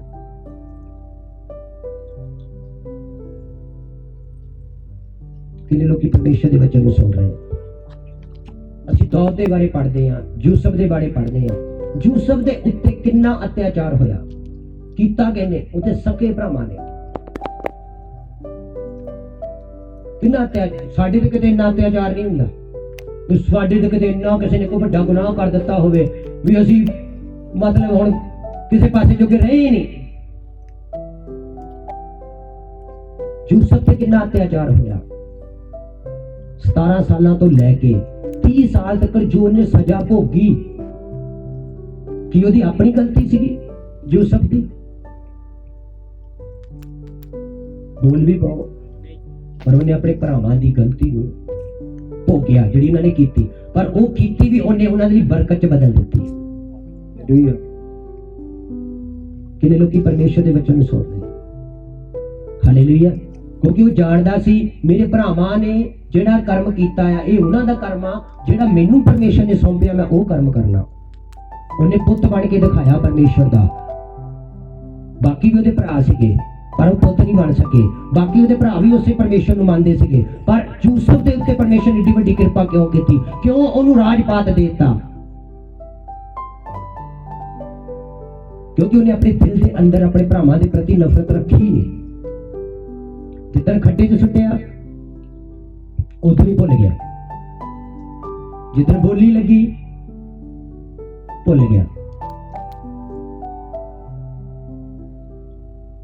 ਕਿੰਨੇ ਲੋਕੀ ਪਰਮੇਸ਼ਰ ਦੇ ਵਚਨ ਨੂੰ ਸੁਣ ਰਹੇ ਆ? ਅੱਜ ਜੇ ਕੋਈ ਸੇਵਕ ਚੰਗੀਆਂ ਗੱਲਾਂ ਸਿਖਾਉਂਦਾ ਆ, ਉਹ ਨਹੀਂ ਕਿਸੇ ਨੂੰ ਯਾਦ ਰਹਿੰਦੀਆਂ। ਜੇ ਇੱਥੋਂ ਕੋਈ ਦੁਰਘਟਨਾ ਦੇ ਵਿੱਚ ਕੋਈ ਗਲਤ ਗੱਲ ਨਿਕਲ ਗਈ ਜਾਂ ਤਾਰ ਨਾ ਨਿਕਲ ਗਈ, ਉਹ ਲੋਕੀ ਇੱਥੇ ਲਿਖ ਜਾਂਦੇ। 100 ਚੰਗੀਆਂ ਗੱਲਾਂ ਨੂੰ ਛੱਡ ਕੇ ਇੱਕ ਪੂਰੀ ਸਫੇਦ ਜਿਹੜੀ ਵਾਈਟ ਸ਼ਰਟ ਆ ਨਾ, ਉਹਨੂੰ ਛੱਡ ਕੇ ਲੋਕਾਂ ਦਾ ਧਿਆਨ ਇੱਕ ਦਾਗ ਤੇ ਜਾਂਦਾ।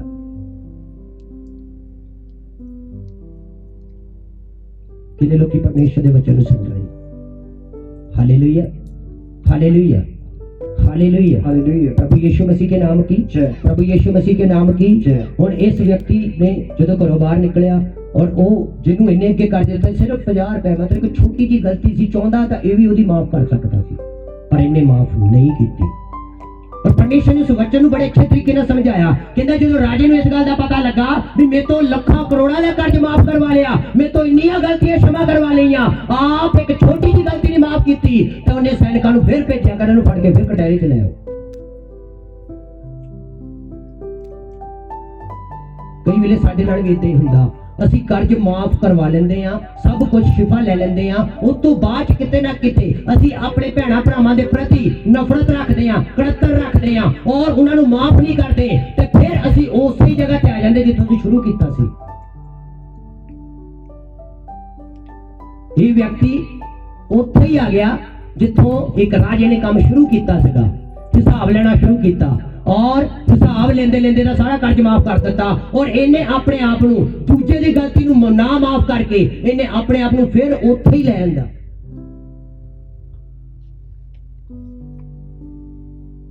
ਫਿਰ ਇਹਨੂੰ ਫੜ ਕੇ ਲੈ ਆਏ ਉੱਥੇ। ਜਦੋਂ ਰਾਜੇ ਨੂੰ ਪਤਾ ਲੱਗਾ ਮੇਰੇ ਤੋਂ ਕਰੋੜਾਂ ਦਾ ਕਰਜ਼ ਮਾਫ ਕਰਵਾ ਕੇ ਚਲਾ ਗਿਆ ਔਰ ਇਹਦੀ ਇੱਕ ਛੋਟੀ ਜਿਹੀ ਗਲਤੀ ਨਹੀਂ ਮਾਫ ਕੀਤੀ, ਉਹਨੇ ਸੈਨਿਕਾਂ ਨੇ ਜਾ ਕੇ ਉਹਨੂੰ ਦੱਸਿਆ ਰਾਜੇ ਨੂੰ। ਰਾਜਾ ਕਹਿੰਦਾ ਇਹਨੂੰ ਫਿਰ ਫੜ ਕੇ ਲੈ ਕੇ ਆਓ। ਜਦੋਂ ਫਿਰ ਫੜ ਕੇ ਲੈ ਕੇ ਆਂਦਾ ਤੇ ਪਵਿੱਤਰ ਬਾਈਬਲ ਵਿੱਚ ਲਿਖਿਆ ਉਹਨੂੰ ਅੰਧਕੋਰ ਵਿੱਚ ਕਹਿੰਦਾ ਸੁੱਟ ਦਿਓ, ਇਹਨੂੰ ਕੈਦਖਾਨੇ ਵਿੱਚ ਸੁੱਟ ਦਿਓ, ਇਹਨੂੰ ਹੁਣ ਸਜ਼ਾ ਭੋਗਣ ਦਿਓ। ਇਦਾਂ ਹੀ ਸਾਡੇ ਨਾਲ ਹੁੰਦੀ ਆ, ਕਈ ਵੇਲੇ ਬਿਮਾਰੀ ਚਲੇ ਜਾਂਦੀ ਆ ਪਰ 4 ਸਾਲ 2 ਸਾਲ 5 ਸਾਲ ਬਾਅਦ ਚ ਫਿਰ ਬਿਮਾਰੀ ਆ ਜਾਂਦੀ ਹੈ। ਜਿਸ ਕੈਦਖਾਨੇ ਤੋਂ ਯਿਸੂ ਮਸੀਹ ਨੇ ਆਜ਼ਾਦ ਕੀਤਾ ਹੁੰਦਾ ਔਰ ਜਿਸ ਗੁਨਾਹ ਦੀ ਖੁਦਾ ਨੇ ਸਾਨੂੰ ਮਾਫੀ ਦਿੱਤੀ ਹੁੰਦੀ ਆ, ਜਿਸ ਅਪਰਾਧ ਨੂੰ ਪ੍ਰਭੂ ਨੇ क्षमा ਕੀਤਾ ਹੁੰਦਾ, ਅਸੀਂ ਉਸ ਅਪਰਾਧ ਵਿੱਚ 5 ਸਾਲ ਬਾਅਦ ਵੀ ਬਣੇ ਰਹਿ ਜਾਂਦੇ। ਕਿਉਂਕਿ ਜਿਹੜੀ ਦਇਆ ਯਿਸੂ ਮਸੀਹ ਨੇ ਤੁਹਾਡੇ ਤੇ ਮੇਰੇ ਤੇ ਕੀਤੀ, ਉਹ ਦਇਆ ਅਸੀਂ ਦੂਜਿਆਂ ਤੇ ਨਹੀਂ ਕੀਤੀ। ਜਿੰਨੇ ਲੋਕੀ ਪਰਮੇਸ਼ਰ ਦੇ ਵਚਨ ਨੂੰ ਸੁਣ ਰਹੇ, ਹਾਲੇਲੂਇਆ ਹਾਲੇਲੂਇਆ। ਤੁਹਾਨੂੰ ਪਤਾ ਇਸਤਫਾਨ ਜਦੋਂ ਪਵਿੱਤਰ ਆਤਮਾ ਨਾਲ ਭਰ ਕੇ ਕਲਾਮ ਵੰਡਣ ਗਿਆ, ਰਸੂਲਾਂ ਦੇ ਕਿਤਾਬ 7 ਅਧਿਆਇ ਘਰ ਜਾ ਕੇ ਪੜ੍ਹ ਸਕਦੇ। ਔਰ ਜਦੋਂ ਕਲਾਮ ਵੰਡਣ ਗਿਆ ਤੇ ਪਵਿੱਤਰ ਬਾਈਬਲ ਵਿੱਚ ਲਿਖਿਆ ਜਦੋਂ ਉਹਨੇ ਕਲਾਮ ਵੰਡਿਆ ਤੇ ਲੋਕ ਜਿਹੜੇ ਸੀ ਨਫ਼ਰਤ ਦੇ ਨਾਲ ਭਰੇ ਹੋਏ ਸੀਗੇ, ਉਹ ਗਾਲੇ ਲੱਭਦੇ ਪਏ ਸੀ, ਉਹ ਝੂਠੇ ਇਲਜ਼ਾਮ ਲਾਉਂਦੇ ਪਏ ਸੀ ਸੇਵਕਾਂ ਦੇ ਉੱਤੇ ਔਰ ਕਿਸੇ ਨਾ ਕਿਸੇ ਤਰੀਕੇ ਨਾਲ ਕੀ ਕਰਦੀ ਇਹਨਾਂ ਦੀ ਜਾਨ ਲੈ ਲਈਏ ਔਰ ਖੁਦਾ ਦੇ ਕੰਮ ਨੂੰ ਰੋਕ ਦਈਏ। ਇਦਾਂ ਦੀਆਂ ਸਪਿਰਿਟ ਅੱਜ ਕਲੀਸਿਆ ਦੇ ਅੰਦਰ ਕੰਮ ਕਰਦੀਆਂ। ਉਹ ਖੁਦਾ ਦੇ ਖਾਦਮਾਂ ਤੇ ਤੌਣ ਤਾਂ ਕਿਉਂ ਲਾਉਂਦੀਆਂ? ਉਹ ਸੇਵਕਾਂ ਨੂੰ ਰੋਕਣਾ ਚਾਹੁੰਦੀਆਂ। ਉਹ ਪਰਮੇਸ਼ਰ ਜਿਹੜਾ ਅਨੁਗ੍ਰਹਿ ਦਾ ਜਿਹੜਾ ਭੰਡਾਰ ਖੁੱਲਾ ਆ ਉਹਨੂੰ ਬੰਦ ਕਰਨਾ ਚਾਹੁੰਦੀਆਂ ਦੁਸ਼ਟ ਆਤਮਾਵਾਂ, ਪਰ ਅਸੀਂ ਉਹਨਾਂ ਦੀ ਚਾਲਾਂ ਤੋਂ ਅਣਜਾਣ। ਅਸੀਂ ਰੱਜ ਕੇ ਸਾਥ ਦਿੰਦੇ ਦੁਸ਼ਟ ਆਤਮਾਵਾਂ ਦਾ। ਜਿਸ ਗੱਲਾਂ ਲਈ ਸਾਨੂੰ ਪ੍ਰਾਰਥਨਾ ਕਰਨੀ ਚਾਹੀਦੀ ਆ, ਉਹਨਾਂ ਗੱਲਾਂ ਨੂੰ ਛੱਡ ਕੇ ਅਸੀਂ ਦੁਸ਼ਟ ਆਤਮਾਵਾਂ ਦਾ ਸਾਥ ਦੇਣਾ ਸ਼ੁਰੂ ਕਰ ਦਿੰਦੇ ਔਰ ਧੜੱਲੇ ਨਾਲ ਬਦਖੋਈ ਕਰਦੇ ਖਾਦਮਾਂ ਦੀ। ਜਿਹਨੇ ਲੋਕੀ ਪਰਮੇਸ਼ਰ ਦੇ ਵਚਨ ਨੂੰ ਸੁਣਦੇ। ਇੱਥੇ ਜਦੋਂ ਇਸਤਫਾਨ ਨੇ ਕਲਾਮ ਵੰਡਿਆ ਔਰ ਪਵਿੱਤਰ ਬਾਈਬਲ ਵਿੱਚ ਲਿਖਿਆ ਲੋਕਾਂ ਨੇ ਉਹਦੇ ਉੱਤੇ ਪਥਰਾਓ ਕੀਤਾ। ਤੁਹਾਨੂੰ ਪਤਾ ਲੋਕ ਪਥਰਾਓ ਕਰਦੇ ਸੀ ਤੇ ਪਵਿੱਤਰ ਬਾਈਬਲ ਵਿੱਚ ਲਿਖਿਆ ਸੇਵਕ ਹੱਥ ਚੱਕ ਕੇ ਪ੍ਰਾਰਥਨਾ ਕਰਦਾ ਸੀ। ਇਸਤਫਾਨ ਕੀ ਕਰਦਾ ਪਿਆ ਸੀ? ਉੱਤੇ ਪੱਥਰ ਤੇ ਪੱਥਰ ਮਾਰ ਰਹੇ ਆ, ਉੱਤੇ ਇਲਜ਼ਾਮ ਤੇ ਇਲਜ਼ਾਮ ਲੱਗ ਰਹੇ ਆ, ਪਰ ਉਹ ਗੋਡੇ ਟੇਕ ਕੇ ਪ੍ਰਾਰਥਨਾ ਕਰਦਾ ਪਿਆ। ਕੀ ਪ੍ਰਾਰਥਨਾ ਕਰਦਾ ਪਿਆ? ਪਵਿੱਤਰ ਬਾਈਬਲ ਵਿੱਚ ਲਿਖਿਆ ਜਦੋਂ ਪਥਰਾਓ ਕਰਦੇ ਪਏ ਉਹ ਯਿਸੂ ਮਸੀਹ ਨੂੰ ਦੇਖਦਾ ਪਿਆ। ਪਿਤਾ ਦੇ ਸੱਜੇ ਪਾਸੇ ਯਿਸੂ ਮਸੀਹ ਖੜੇ ਆ। ਅਸੀਂ ਖੜੇ ਕਦੋਂ ਹੁੰਦੇ ਆ? ਜਦੋਂ ਅਸੀਂ ਕਿਸੇ ਦੀ ਰਿਸਪੈਕਟ ਕਰਦੇ ਆ, ਇੱਜ਼ਤ ਦਿੰਦੇ ਆ। ਅਸੀਂ ਕੁਰਸੀ ਤੇ ਬੈਠੇ ਨਹੀਂ, ਖੜੇ ਹੋ ਜਾਂਦੇ, ਕਹਿੰਦੇ ਨਹੀਂ ਤੁਸੀਂ ਬੈਠੋ, ਅਸੀਂ ਉਹਦੀ ਰਿਸਪੈਕਟ ਕਰਦੇ, ਇੱਜ਼ਤ ਕਰਦੇ। ਯਿਸੂ ਮਸੀਹ ਖੜਾ ਹੋ ਗਿਆ, ਉਹਨੇ ਉਸ ਬਲੀਦਾਨ ਨੂੰ ਯਿਸੂ ਮਸੀਹ ਨੇ ਕਬੂਲ ਕੀਤਾ, ਉਸ ਪ੍ਰਾਰਥਨਾ ਨੂੰ ਕਬੂਲ ਕੀਤਾ, ਇਸਤਫਾਨ ਨੂੰ ਕਬੂਲ ਕੀਤਾ। ਹਾਲੇਲੂਇਆ। ਯਿਸੂ ਮਸੀਹ ਸਿੰਘਾਸਨ ਤੋਂ ਖੜੇ ਹੋ ਕੇ ਯਿਸੂ ਮਸੀਹ ਨੇ ਆਦਰ ਕੀਤਾ ਇਸਤਫਾਨ ਦਾ ਆਦਰ ਕੀਤਾ, ਉਹਦੇ ਬਲੀਦਾਨ ਦਾ ਆਦਰ ਕੀਤਾ ਔਰ ਉਹਦੀ ਪ੍ਰਾਰਥਨਾ ਦਾ ਆਦਰ ਕੀਤਾ। ਔਰ ਪ੍ਰਾਰਥਨਾ ਯਿਸੂ ਮਸੀਹ ਸਿੰਘਾਸਨ ਦੇ ਬੈਠੇ ਔਰ ਪ੍ਰਾਰਥਨਾ ਕੀਤੀ। ਜਦੋਂ ਸਿੰਘਾਸਨ ਤੋਂ ਖੜੇ ਹੋਏ ਦੇਖਿਆ ਔਰ ਪ੍ਰਾਰਥਨਾ ਵਿੱਚ ਇਸਤਫਾਨ ਨੇ ਕੀ ਮੰਗਿਆ? ਕਹਿੰਦਾ ਇਹ ਜਿਹੜੇ ਲੋਕ ਪ੍ਰਭੂ ਵਿੱਚ ਪਥਰਾ ਕਰਦੇ ਆ, ਇਹਨਾਂ ਦੇ ਗੁਨਾਹ ਕੀ ਕਰਦੇ? क्षमा ਕਰਦੇ। ਤਾਲੀ ਮਾਰ ਸਕਦੇ ਤੁਸੀਂ? ਕਿੰਨੀ ਜ਼ਬਰਦਸਤ ਗੱਲ ਸੀ, ਕਿੰਨੀ ਜ਼ਬਰਦਸਤ ਗੱਲ ਆ। ਇੱਕ ਵਿਅਕਤੀ ਤੇ ਪਥਰਾਅ ਹੋ ਰਿਹਾ, ਉਹਨੂੰ ਮਾਰਿਆ ਜਾ ਰਿਹਾ, ਪਰ ਉਹ ਕੀ ਬੇਨਤੀ ਕਰਦਾ ਪਿਆ? ਪ੍ਰਭੂ ਇਹਨਾਂ ਦਾ ਪਾਪ ਇਹਨਾਂ ਦੇ ਜੁੰਬੇ ਨਾ ਲਾ। ਕੀ ਇਹ ਛੋਟੀ ਗੱਲ ਆ? ਅੱਜ ਪਥਰਾਅ ਦਾ ਦੂਰ ਦੀ ਗੱਲ, ਸਾਨੂੰ ਕੋਈ ਐਵੇਂ ਮਾੜੀ ਮੋਟੀ ਕੋਈ ਹਾਸੇ ਮਜ਼ਾਕ 'ਚ ਵੀ ਕੋਈ ਗੱਲ ਕਹਿ ਦੇਵੇ, ਅਸੀਂ ਤਾਂ ਉਹ ਨਹੀਂ ਬਖਸ਼ਦੇ। ਪਥਰਾਅ ਹੋ ਗਿਆ ਫਿਰ ਤਾਂ ਪਤਾ ਨਹੀਂ ਕੀ ਬਣਨਾ। ਮੈਂ ਕਹਿੰਦਾ ਉਧਰੋਂ ਪਥਰਾਅ ਹੋਊਗਾ ਤਾਂ ਅਸੀਂ ਤਾਂ ਵੱਡੇ ਵੱਡੇ ਪਹਾੜ ਚੱਕ ਕੇ ਦੇ ਸਿਰ ਤੇ ਮਾਰ ਲਏ। ਕਿੰਨੇ ਲੋਕੀ ਪਰਮੇਸ਼ਰ ਦੇ ਵਚਨ ਨੂੰ ਸੁਣ ਰਹੇ ਆ। ਤੁਹਾਨੂੰ ਪਤਾ ਜਦੋਂ ਦੌਦ ਦਾ ਸਮਾਂ ਵੀ ਆਇਆ ਉਹਨਾਂ ਦੇ ਹਿਰਦਿਆਂ ਨੂੰ ਦੇਖੋ। ਇਹ ਨਾ ਦੇਖੀ ਜਾਓ ਭੇਡਾਂ ਚਾਰਦੇ ਨੂੰ ਰਾਜਾ ਬਣਾ ਲਿਆ, ਯੂਸਫ ਜੇਲ੍ਹ ਚੋਂ ਸੀ ਨੂੰ ਰਾਜਾ ਬਣਾ ਲਿਆ। ਉਹਨਾਂ ਦੇ ਹਿਰਦੇ ਵੀ ਦੇਖੋ ਕਿੱਦਾਂ ਦੇ ਸੀਗੇ, ਉਹਨਾਂ ਦੀ ਤਪੱਸਿਆ ਕਿੱਦਾਂ ਦੀ ਸੀ। ਕਿਉਂ ਪ੍ਰਭੂ ਨੂੰ ਉਹ ਲੋਕ ਪਸੰਦ ਸੀਗੇ, ਕਿਉਂ ਪ੍ਰਭੂ ਉਹਨਾਂ ਦੀ ਆਵਾਜ਼ ਨੂੰ ਸੁਣ ਕੇ ਪੂਰਾ ਕਰਦਾ ਸੀ, ਕਿਉਂ ਪਰਮੇਸ਼ਰ ਉਹਨਾਂ ਦੇ ਦੁਆਰਾ ਅਦਭੁਤ ਕੰਮ ਕਰਦਾ ਸੀ। ਕਾਰਨ ਸੀ ਕਿਉਂ ਪਰਮੇਸ਼ਰ ਉਹਨਾਂ ਦੇ ਦੁਆਰਾ ਇੰਨੀਆਂ ਜੰਗਾਂ ਜਿੱਤੀਆਂ, ਕਾਰਨ ਸੀ ਉਹਦੇ ਪਿੱਛੇ, ਕਿਉਂਕਿ ਉਹਨਾਂ ਦੇ ਹਿਰਦੇ ਪਰਮੇਸ਼ਰ ਦੇ ਹਿਰਦੇ ਤੇ ਮਨ ਪਾਉਂਦੇ ਸੀ। ਉਹਨਾਂ ਦੇ ਹਿਰਦੇ ਪਰਮੇਸ਼ਰ ਦੇ ਹਿਰਦੇ ਦੇ ਵਿੱਚ ਬਦਲ ਗਏ ਸੀਗੇ। ਉਹਨਾਂ ਕੋ ਪੱਥਰ ਦਾ ਦਿਲ ਲੈ ਕੇ ਪਰਮੇਸ਼ਰ ਨੇ ਉਹਨਾਂ ਨੂੰ ਮਾਸ ਦਾ ਦਿਲ ਭਰਿਆ ਸੀ। ਉੱਥੇ ਮਾਸ ਦੇ ਦਿਲ ਦੇ ਅੰਦਰ ਦਇਆ ਹੋਊਗੀ, ਮਾਸ ਦੇ ਦਿਲ ਦੇ ਅੰਦਰ ਤਰਸ ਹੋਊਗਾ, ਪਰ ਜਿਹੜਾ ਪੱਥਰ ਦਾ ਦਿਲ ਆ ਉਹਦੇ ਮੋਰੇ ਜੋ ਮਰਜ਼ੀ ਕਰ ਲੋ ਉਹਦੇ ਅੰਦਰ ਦਇਆ ਨਹੀਂ ਹੋਊਗੀ। ਪਰ ਪੱਥਰ ਦਾ ਦਿਲ ਸ਼ੈਤਾਨ ਆ। ਕਿੰਨੇ ਲੋਕੀ ਪਰਮੇਸ਼ਰ ਦੇ ਵਚਨ ਨੂੰ ਸੁਣ ਰਹੇ ਆ। ਔਰ ਦਾਊਦ ਨੂੰ ਕਿੰਨੀ ਹੀ ਵਾਰੀ ਸ਼ਾਉਲ ਨੇ ਮਾਰਨ ਦੀ ਕੋਸ਼ਿਸ਼ ਕੀਤੀ ਔਰ ਸ਼ਾਉਲ ਦੀ ਜਾਨ ਦਾਊਦ ਬਚਾਉਂਦਾ ਰਿਹਾ। ਔਰ ਇੱਕ ਵਾਰੀ ਤਾਂ ਕੀ ਹੋਇਆ, ਸ਼ਾਉਲ ਸੁੱਤਾ ਪਿਆ, ਸਾਰੇ ਸੈਨਿਕ ਉਹਦੇ ਸੁੱਤੇ ਪਏ, ਦਾਊਦ ਵੜ ਗਿਆ ਉੱਥੇ ਜਾ ਕੇ। ਔਰ ਦਾਊਦ ਵੜਿਆ, ਸ਼ਾਉਲ ਉਹਨੂੰ ਲੱਭਦਾ ਦਾਊਦ ਨੂੰ ਮਾਰਨ ਦੇ ਲਈ, ਔਰ ਬਹੁਤ ਸਾਰੀਆਂ ਜਗ੍ਹਾਵਾਂ ਤੇ ਉਹ ਮੌਕਾ ਭਾਲਦਾ ਸੀ ਦਾਊਦ ਮੇਰੇ ਹੱਥ ਆ ਜਾਵੇ। ਤੇ ਉਹਨੇ ਕਈ ਪ੍ਰਕਾਰ ਦੇ ਇਨਾਮ ਵੀ ਰੱਖੇ ਸੀਗੇ ਵੀ ਜਿਹੜਾ ਦਾਊਦ ਨੂੰ ਮਾਰ ਕੇ ਲੈ ਆਊਗਾ ਉਹਨੂੰ ਇਨਾਮ ਵੀ ਦਿੱਤਾ ਜਾਊਗਾ। ਕੱਲਾ ਆਪ ਹੀ ਭਾਲ ਤੇ ਨਹੀਂ ਸੀ, ਉਹਨੇ ਬਹੁਤ ਸਾਰੇ ਲੋਕ ਉਹਦੀ ਭਾਲ 'ਚ ਰੱਖੇ ਹੋਏ ਸੀਗੇ। ਪਰ ਇੱਕ ਦਿਨ ਦਾਊਦ ਆਇਆ ਸ਼ਾਉਲ ਦੇ ਕੋਲ, ਸ਼ਾਉਲ ਸੁੱਤਾ ਪਿਆ ਔਰ ਉਹਦਾ ਬਰਸ਼ਾ ਜਿੰਨਾ ਲੜਦਾ ਉਹਦੇ ਕੋਲ ਮਿੱਟੀ 'ਚ ਗੱਡਿਆ ਹੋਇਆ, ਔਰ ਪਾਣੀ ਆਲੀ ਜਿਹੜੀ ਸੀਗੀ ਉਹ ਗੜਵੀ ਉਹਦੇ ਕੋਲ ਰੱਖੀ ਪਈ। ਔਰ ਜਦੋਂ ਦਾਊਦ ਗਿਆ ਔਰ ਦਾਊਦ ਜੇ ਚਾਹੁੰਦਾ ਤੇ ਉਹਨੂੰ ਮਾਰ ਸਕਦਾ ਸੀ ਸੁੱਤੇ ਪਏ। ਪਰ ਬੜੀ ਜ਼ਬਰਦਸਤ ਗੱਲ ਆ, ਪਹਿਲਾ ਸੈਮੂਅਲ ਅਸੀਂ ਕੱਢਾਂਗੇ, ਖੁਦਾ ਬੜੀ ਬਰਕਤ ਔਰ ਆਸ਼ੀਸ਼ ਦੇ 26 ਦੇ ਆਏ। ਔਰ ਜਿਹੜਾ ਦਾਊਦ ਦੇ ਨਾਲ ਜਿਹੜੇ ਉਹਦੇ ਨਾਲ ਵਿਅਕਤੀ ਰਹਿੰਦੇ ਸੀਗੇ, ਜੰਗ ਲੜਦੇ ਸੀ, ਉਹਦੇ ਵਿੱਚੋਂ ਇੱਕ ਨੇ ਕਿਹਾ, ਕਹਿੰਦੇ ਦਾਊਦ ਰਾਜੇ ਸਾਨੂੰ ਹੁਕਮ ਕਰ, ਕਹਿੰਦੇ ਇੱਕੋ ਝਟਕੇ 'ਚ ਕਹਿੰਦੇ ਧੌਣ ਲਾ ਮਾਰਦੇ। ਔਰ ਉਹਨੂੰ ਕੀ ਕਿਹਾ ਦਾਊਦ ਨੂੰ ਉਹਦੇ ਲੋਕਾਂ ਨੇ, ਕਹਿੰਦੇ ਦੇਖ ਦੇਖ ਦਾਊਦ ਤੇਰੇ ਵੈਰੀਆਂ ਨੂੰ ਪਰਮੇਸ਼ਰ ਨੇ ਤੇਰੇ ਹੱਥ 'ਚ ਕਰ ਦਿੱਤਾ, ਲੈ ਲਾ ਬਦਲਾ, ਅੱਜ ਬਦਲਾ ਲੈਣ ਦਾ ਦਿਨ ਵਾ। ਪਰ ਦਾਊਦ ਨੇ ਕੀ ਕਿਹਾ, ਪੜ੍ਹੀਏ, ਖੁਦਾ ਬੜੀ ਬਰਕਤ ਦੇ 26 ਪਹਿਲਾ ਸੈਮੂਅਲ 26 ਦੇ ਆਏ 10 ਤੋਂ ਪੜ੍ਹੀਏ। ਦਾਊਦ ਨੇ ਇਹ ਵੀ ਆਖਿਆ, ਦਾਊਦ ਨੇ ਇਹ ਆਖਿਆ, ਜਿਉਂਦੇ ਯਹੋਵਾ ਦੀ 9 ਤੋਂ ਪੜ੍ਹੀਏ। ਪਰ ਦਾਊਦ ਨੇ ਅਬੀਸ਼ਈ ਨੂੰ ਆਖਿਆ ਉਹਨੂੰ ਨਾ ਮਾਰ। ਹਾਂ, ਅਬੀਸ਼ੈ ਨੂੰ ਆਖਿਆ, ਦਾਊਦ ਨੇ ਆਪਣੇ ਨਾਲ ਰਹਿੰਦੇ ਵਿਅਕਤੀ ਨੂੰ ਆਖਿਆ ਬਈ ਤੂੰ ਇਹਨੂੰ ਨਾ ਮਾਰ। ਹਾਂ, ਕਿਉਂ ਜੋ ਯਹੋਵਾ ਦੇ ਮਸਾ ਹੋਏ ਉੱਤੇ ਹਾਂ ਕਿਹੜਾ ਹੈ ਜੋ ਹੱਥ ਚੁੱਕੇ। ਕਹਿੰਦਾ ਖੁਦਾ ਦੇ ਮਸਾ ਕੀਤੇ ਉੱਤੇ ਕਿਹੜਾ ਵਿਅਕਤੀ ਜਿਹੜਾ ਹੱਥ ਚੱਕ ਕੇ ਧਰਤੀ ਤੇ ਸੁੱਖ ਪਾ ਸਕਦਾ ਆ, ਕਿਹੜਾ ਵਿਅਕਤੀ ਜਿਹੜਾ ਦਾਸਾਂ ਦੇ ਖਿਲਾਫ ਬੋਲ ਕੇ ਬਰਕਤ ਪਾ ਸਕਦਾ। ਕਹਿੰਦਾ ਕੋਈ ਨਹੀਂ ਪਾ ਸਕਦਾ। ਕੱਲਾ ਇਹ ਨਾ ਦੇਖ ਮੇਰਾ ਦੁਸ਼ਮਣ ਵਾ, ਕਹਿੰਦਾ ਨਾਲ ਇਹ ਵੀ ਦੇਖ ਇਹ ਯਹੋਵਾ ਦਾ ਮਸਾ ਕੀਤਾ ਹੋਇਆ ਆ। ਖੁਦਾ ਨੇ ਇਹਨੂੰ ਚੁਣਿਆ ਸੀ ਰਾਜਾ ਬਣਨ ਦੇ ਲਈ, ਸੈਮੂਅਲ ਨੂੰ ਮਸਾ ਕੀਤਾ ਸੀ ਰਾਜਾ ਬਣਨ ਦੇ ਲਈ। ਕਹਿੰਦਾ ਮੈਂ ਕੱਲਾ ਇਹਨੂੰ ਨਹੀਂ ਦੇਖਦਾ, ਜਿਹੜਾ ਇਹਦੇ ਉੱਤੇ ਮਸਾ ਆ ਪਵਿੱਤਰ ਆਤਮਾ ਦਾ, ਉਹਨੂੰ ਵੀ ਦੇਖਦਾ। ਇਹਦਾ ਕਤਲ ਸਮਝ ਲਓ ਪਵਿੱਤਰ ਆਤਮਾ ਦਾ ਕਤਲ ਆ, ਉਸ ਅਭਿਸ਼ੇਕ ਦਾ ਕਤਲ ਵਾ ਜਿਹੜੇ ਇਹਦੇ ਉੱਤੇ ਆਇਆ ਸੀ, ਔਰ ਇਹਦੇ ਉੱਤੇ ਆਉਣ ਦੇ ਨਾਲ ਪਰਮੇਸ਼ਰ ਨੇ ਇਹਨੂੰ ਰਾਜਾ ਸਾਬਤ ਕੀਤਾ। ਹਾਂਜੀ ਪੜ੍ਹੀਏ। ਦਾਊਦ ਨੇ ਇਹ ਵੀ ਆਖਿਆ, ਦਾਊਦ ਨੇ ਇਹ ਵੀ ਆਖਿਆ, ਜਿਉਂਦੇ ਯਹੋਵਾ ਦੀ ਸਹੁੰ, ਜਿਉਂਦੇ ਯਹੋਵਾ ਦੀ ਸਹੁੰ, ਜਾਂ ਤਾਂ ਉਹਨੂੰ ਯਹੋਵਾ ਕਹਿੰਦਾ ਆਪ ਜਾਂਦਾ ਯਹੋਵਾ ਇਹਨੂੰ ਆਪ ਹੀ ਮਾਰੂ, ਜਾਂ ਉਹਦੇ ਮਰਨ ਦਾ ਦਿਨ ਆਵੇਗਾ, ਉਹ ਜਾਂ ਆਪੇ ਹੀ ਕਿਸੇ ਬਿਮਾਰੀ ਬਮੂਰੀ ਨਾਲ ਕਿਸੇ ਦਿਨ ਜਦੋਂ ਟਾਈਮ ਆਇਆ ਮਰ ਜੂ। ਹਾਂਜੀ, ਜਾਂ ਉਹ ਲੜਾਈ ਵਿੱਚ ਜਾ ਕੇ ਮਾਰਿਆ ਜਾਂ ਜਾਵੇਗਾ। ਲੜਾਈ ਕਿਤੇ ਯੁੱਧ ਕਰਦਾ ਕਿਸੇ ਦੇ ਹੱਥੋਂ ਮਾਰਿਆ ਜਾਊ। ਪਰ ਯਹੋਵਾ ਨਾ ਕਰੇ, ਕਹਿੰਦਾ ਯਹੋਵਾ ਇਹੋ ਨਾ ਕਰੇ ਜੋ ਮੈਂ ਯਹੋਵਾ ਦੇ ਮਸਾ ਮੈਂ ਹੋਏ ਯਹੋਵਾ ਦੇ ਮਸਾ ਕੀਤੇ ਹੋਏ ਤੇ ਉੱਤੇ ਹੱਥ ਚਲਾਵਾਂ। ਹੱਥ ਚਲਾਵਾਂ। ਸੁਣੀਏ ਇੱਧਰ ਧਿਆਨ ਦੇ ਨਾਲ, ਕਿੰਨੇ ਲੋਕੀ ਪਰਮੇਸ਼ਰ ਦੇ ਵਚਨ ਨੂੰ ਸੁਣ ਰਹੇ ਆ। ਜਿਹੜਾ ਖੁਦਾ ਨੇ ਕੋਈ ਵਿਅਕਤੀ ਅਭਿਸ਼ੇਕਤ ਕੀਤਾ ਹੁੰਦਾ, ਤੁਹਾਨੂੰ ਪਤਾ ਜਦੋਂ ਅਸੀਂ ਉਹਦੇ ਉੱਤੇ ਕੋਈ ਗੱਲ ਠੋਕਦੇ ਆ ਤੇ ਪਵਿੱਤਰ ਆਤਮਾ ਉੱਤੇ ਠੋਕਦੀ। ਔਰ ਦਾਊਦ ਨੇ ਉਹਦੀ ਗਲਤੀ ਨੂੰ ਮਾਫ ਕੀਤਾ। ਹੁਣ ਜਿਹੜਾ ਵਿਅਕਤੀ ਨੂੰ ਭਾਲਦਾ ਪਿਆ ਦਰ ਦਰ ਤੇ ਕਿੱਥੇ ਦਾਊਦ ਮਿਲ ਜਾਵੇ ਮੈਂ ਮਾਰ ਸੁੱਟਾਂ, ਕੀ ਏਦਾਂ ਦਾ ਕੋਈ ਵੈਰੀ ਸਾਡੇ ਤੁਹਾਡੇ ਹੱਥ ਆ ਜਾਵੇ ਅਸੀਂ ਇਹਨੂੰ ਛੱਡਾਂਗੇ?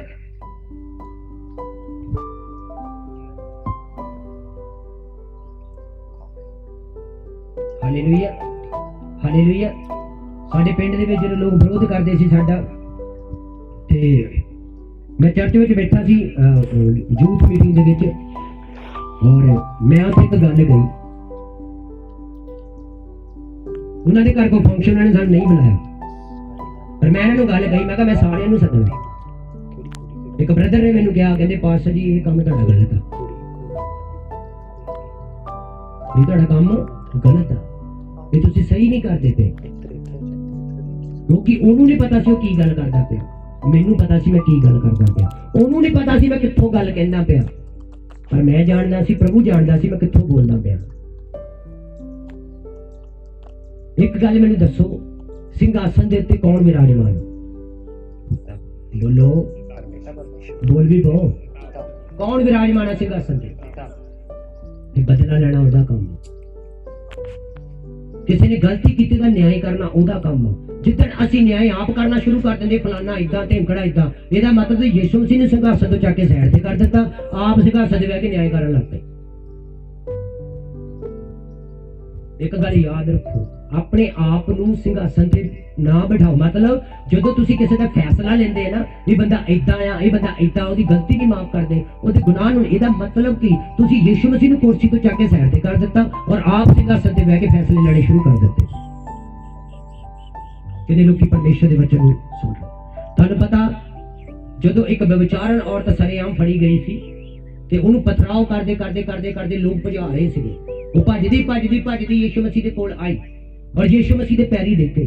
ਔਰ ਜਦੋਂ ਯਿਸੂ ਮਸੀਹ ਦੇ ਪੈਰੀ ਡਿੱਗੀ ਤੇ ਲੋਕਾਂ ਨੇ ਯਿਸੂ ਮਸੀਹ ਨੂੰ ਪੁੱਛਿਆ, ਕਹਿੰਦੇ ਸਾਡੀ ਵਿਵਸਥਾ ਦੇ ਅਨੁਸਾਰ, ਸਾਡਾ ਕਾਨੂੰਨ ਆ, ਸਾਨੂੰ ਪਰਮੇਸ਼ਰ ਨੇ ਮੂਸਾ ਦੇ ਰਾਹੀਂ ਕਾਨੂੰਨ ਦਿੱਤਾ, ਵਿਵਸਥਾ ਦਿੱਤੀ, ਇਹੋ ਜਿਹੀਆਂ ਜਿਨ੍ਹਾਂ ਨੂੰ ਸਰੇਆਮ ਫੜ ਲਿਆ ਜਾਵੇ ਵਿਚਾਰ ਕਰਦੀਆਂ, ਕਹਿੰਦਾ ਉਹਨਾਂ ਨੂੰ ਪੱਥਰਾਂ ਨਾਲ ਮਾਰ ਸੁੱਟੋ। ਔਰ ਉੱਥੇ ਇੱਕ ਬੜੀ ਜ਼ਬਰਦਸਤ ਗੱਲ ਲਿਖੀ ਯੋਹੰਨਾ ਦੀ ਇੰਜੀਲ 8 ਅਧਿਆਇ 'ਚ, ਬੜੀ ਜ਼ਬਰਦਸਤ ਗੱਲ ਲਿਖੀ। ਉਹਨਾਂ ਨੇ ਯਿਸੂ ਮਸੀਹ ਨੂੰ ਕਿਹਾ, ਤੂੰ ਇਹਦੇ ਹੱਕ 'ਚ ਕੀ ਕਹਿੰਦਾ ਹੈ? ਉਹਨਾਂ ਨੇ ਆਪਣਾ ਫੈਸਲਾ ਸੁਣਾਤਾ ਵੀ ਸਾਡਾ ਦਾ ਫੈਸਲਾ ਆਹ ਹੀ ਆ ਕਿ ਪਥਰਾਓ ਕਰਕੇ। ਹੁਣ ਪ੍ਰਭੂ ਜੀ ਤੁਸੀਂ ਦੱਸੋ, ਤੁਸੀਂ ਹੁਣ ਇਸ ਕੁੜੀ ਦੇ ਹੱਕ 'ਚ ਕੀ ਕਹਿੰਦੇ ਆ? ਉਹਨਾਂ ਨੇ ਰਾਏ ਪੁੱਛੀ, ਯਿਸੂ ਮਸੀਹ ਤੁਹਾਡੀ ਰਾਏ ਹੁਣ ਕੀ ਆ? ਕਿ ਅਸੀਂ ਵਿਵਸਥਾ ਜਿਹੜੀ ਪਰਮੇਸ਼ਰ ਨੇ ਸਾਨੂੰ ਦਿੱਤੀ ਉਹਦੀ ਉਲੰਘਣਾ ਕਰੀਏ, ਇਹਨੂੰ ਛੱਡ ਦਈਏ ਕਿ ਇਹਨੂੰ ਮਾਰੀਏ? ਵੀ ਪਰਮੇਸ਼ਰ ਦਾ ਵਚਨ ਮੰਨਣਾ ਵੀ ਜ਼ਰੂਰੀ ਹੈ ਸਾਡੇ ਲਈ, ਵੀ ਜਿਹੜਾ ਗਲਤੀ ਕਰਦਾ ਉਹਨੂੰ ਸਜ਼ਾ ਦੇਣੀ ਪਰਮੇਸ਼ਰ ਨੇ ਕਿਹਾ ਸੀ। ਵੀ ਹੁਣ ਅਸੀਂ ਪਰਮੇਸ਼ਰ ਦੇ ਵਚਨ ਦੀ ਜੇ ਇਹਨੂੰ ਛੱਡ ਦਿੰਦੇ ਆ ਤੇ ਉਲੰਘਣਾ ਹੋ ਜਾਂਦੀ ਆ। ਤੂੰ ਤਾਂ ਆਪ ਰੱਬੀ ਬੈਠਾ ਆ, ਤੂੰ ਤਾਂ ਆਪ ਰੱਬ ਦਾ ਸਰੂਪ ਬਣ ਕੇ ਆਇਆ, ਤੂੰ ਤਾਂ ਆਪ ਬਾਰ-ਬਾਰ ਕਹਿੰਦਾ ਮੈਂ ਪਰਮੇਸ਼ਰ ਦਾ ਪੁੱਤਰ ਆ। ਹੁਣ ਤੁਸੀਂ ਦੱਸੋ ਵੀ ਤੁਹਾਡਾ ਬਾਪ ਜਿਹਨੇ ਸਾਨੂੰ ਇਹ ਸਾਰਾ ਕੁਝ ਦਿੱਤਾ, ਉਹ ਇਹਦਾ ਕਿੱਦਾਂ ਨਿਆਂ ਕਰੇਗਾ? ਪੱਥਰਾਂ ਨਾਲ? ਕਿੱਦਾਂ? ਦੱਸੋ ਤੁਸੀਂ ਇਹਦੇ ਹੱਕ 'ਚ ਕੀ ਕਹਿੰਦੇ ਆ? ਪਰ ਪ੍ਰਭੂ ਯਿਸੂ ਮਸੀਹ ਨੇ ਥੱਲੇ ਲਿਖਣਾ ਸ਼ੁਰੂ ਕੀਤਾ। ਯਿਸੂ ਮਸੀਹ ਨੇ ਇੱਕ ਗੱਲ ਕਹੀ, ਕਹਿੰਦਾ ਤੁਹਾਡੇ 'ਚ ਉਹ ਪੱਥਰ ਮਾਰੇ ਜਿਹਨੇ ਕਦੇ ਕੋਈ ਪਾਪ ਨਹੀਂ ਕੀਤਾ।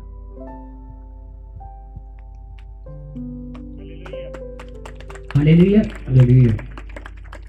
ਪਰ ਪਵਿੱਤਰ ਬਾਈਬਲ ਵਿੱਚ ਲਿਖਿਆ ਸਭ ਦੇ ਪੱਥਰ ਡਿੱਗੇ। ਕਹਿੰਦਾ ਮੈਂ ਮੰਨਦਾ ਇਹਨੂੰ ਸਜ਼ਾ ਦਿਓ, ਮੈਂ ਮੰਨਦਾ ਕਾਨੂੰਨ ਨੂੰ ਫੋਲੋ ਕਰੋ, ਪਰ ਉਹ ਇਹਨੂੰ ਸਜ਼ਾ ਦੇਵੇ ਜਿਹੜਾ ਖੁਦ ਪਵਿੱਤਰ ਬਣ, ਉਹ ਇਹਨੂੰ ਸਜ਼ਾ ਦੇਵੇ ਜਿਹੜਾ ਸਿੰਘਾਸਨ ਤੇ ਵਿਰਾਜਮਾਨ ਆ, ਜਿਹੜਾ ਪਵਿੱਤਰ ਅਕਾਲ ਪੁਰਖ ਪਿਤਾ ਪਰਮੇਸ਼ਵਰ, ਉਹ ਪਵਿੱਤਰ ਪਰਮੇਸ਼ਵਰ ਇਕਲੌਤਾ ਪ੍ਰਭੂ ਯਿਸੂ ਮਸੀਹ ਹੀ ਸਿੰਘਾਸਨ ਤੇ ਵਿਰਾਜਮਾਨ ਆ ਤੇ ਫੈਸਲਾ ਕਰਨ ਦਾ ਵੀ ਉਹਨੂੰ ਹੀ ਹੱਕ ਆ। ਹਾਲੇਲੂਇਆ। ਉੱਥੇ ਖਾਸ ਪ੍ਰਭੂ ਨੇ ਇੱਕ ਗੱਲ ਕਹੀ, ਉਹ ਪੱਥਰ ਮਾਰੇ ਜਿਹੜਾ ਖੁਦ ਪਵਿੱਤਰ ਅਤੇ ਪਾਕ ਆ, ਉਹ ਇਹਨੂੰ ਸਜ਼ਾ ਦੇਵੇ ਜਿਹਨੇ ਕਦੇ ਕੋਈ ਗੁਨਾਹ ਨਹੀਂ ਕੀਤਾ, ਜਿਹਨੇ ਕੋਈ ਕਦੀ ਗਲਤੀ ਨਹੀਂ ਕੀਤੀ, ਉਹ ਇਹਨੂੰ ਪੱਥਰ ਮਾਰੇ। ਉਹ ਹੀ ਨਿਆਂ ਕਰ ਸਕਦਾ ਜਿਹੜਾ ਆਪ ਪਵਿੱਤਰ ਵਾ। ਚੋਰ ਕਿਸੇ ਦੀ ਚੋਰੀ ਨਹੀਂ ਮਾਫ ਕਰ ਸਕਦਾ, ਪਾਪੀ ਕਿਸੇ ਦੇ ਪਾਪ ਮਾਫ ਨਹੀਂ ਕਰ ਸਕਦਾ।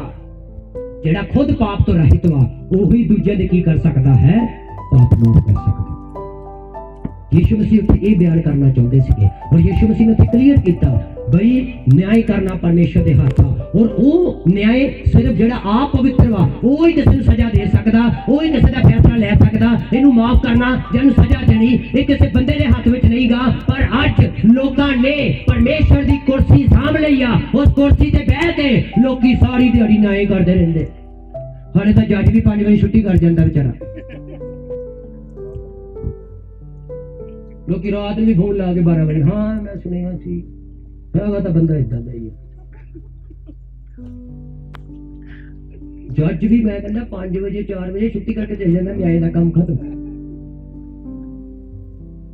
ਸਾਡੇ ਲੋਕੀ ਸਵੇਰ ਤੋਂ ਸ਼ੁਰੂ ਹੋ ਜਾਂਦੇ ਨਿਆਂ ਕਰ।